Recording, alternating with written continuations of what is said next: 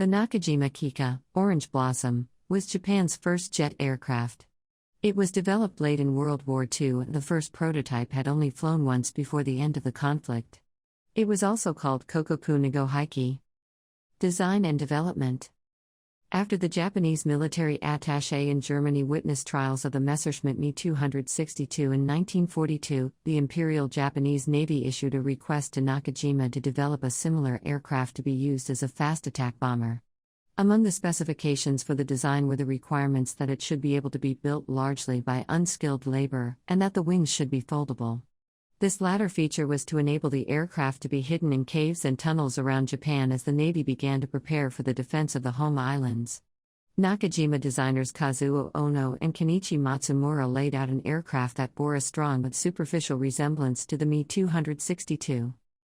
The Kikka was designed in preliminary form to use the Su-11, a rudimentary motorjet-style jet engine that was essentially a ducted fan with an afterburner.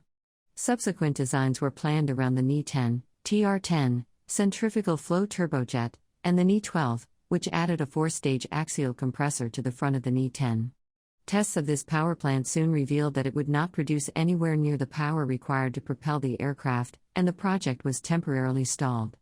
It was then decided to produce a new axial flow turbojet based on the German BMW 003.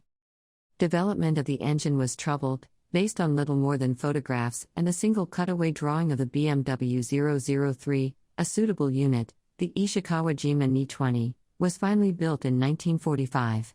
By mid-1945, the Kikka project was making progress once again, and at this stage, due to the deteriorating war situation, it is possible that the Navy considered employing the Kikka as a kamikaze weapon, although this prospect was questionable due to the high cost and complexity associated with manufacturing contemporary turbojet engines. Other more economical projects designed specifically for kamikaze attacks, such as the simpler Nakajima Toka, designed to absorb Japanese stock of obsolete engines, the pulsejet-powered Kawanishi Baika, and the better-known Yokosuka Oka, were either underway or already in mass production. Compared to the Me 262, the Kikka airframe was noticeably smaller and more conventional in design, with straight wings, lacking the slight sweepback of the Me 262, and tail surfaces.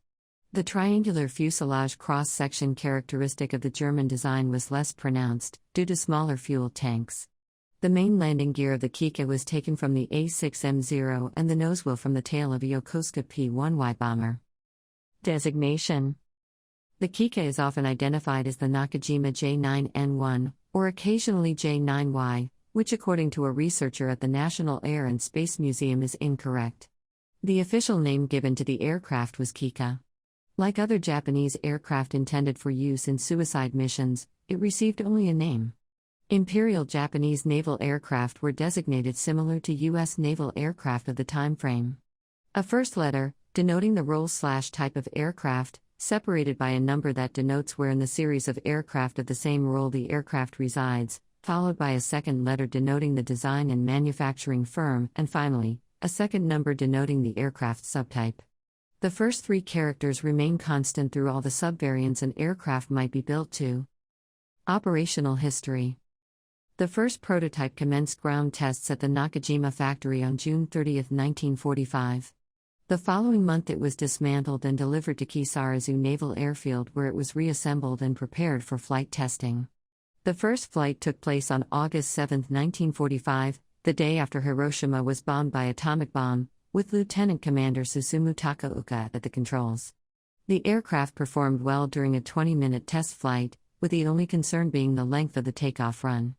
For the second test flight, 4 days later, 4 days prior to Japan's declaration of surrender, rocket-assisted takeoff, RATO, units were fitted to the aircraft. The pilot had been uneasy about the angle at which the rocket tubes had been set, but with no time to correct them they decided to simply reduce the thrust of the rockets from 800 kilograms to only 400 kilograms. 4 seconds into takeoff the RATO was actuated, immediately jolting the aircraft back onto its tail, leaving the pilot with no effective tail control.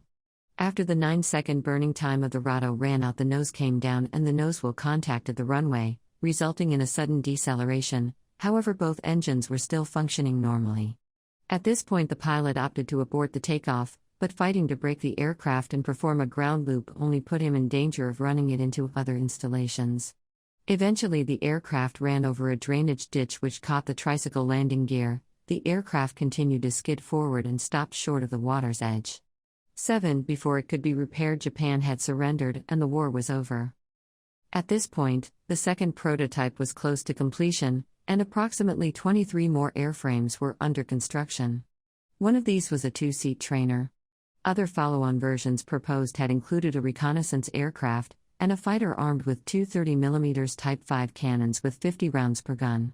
Citation needed. These were expected to be powered by more advanced developments of the Ni-20, known as Ni-20 Kai 5.59 kN, 570 kgf, or Ni 138.826 kN, 900 kgf, or Ni 238.679 kN, 885 kgf, or Ni 313.043 kN, 1330 kgf, which were planned to have approximately 15% to 140% better thrust than the Ni-20. Post-war. After the war, airframes 3, 4, and 5, and possibly other partial airframes, were brought to the U.S. for study.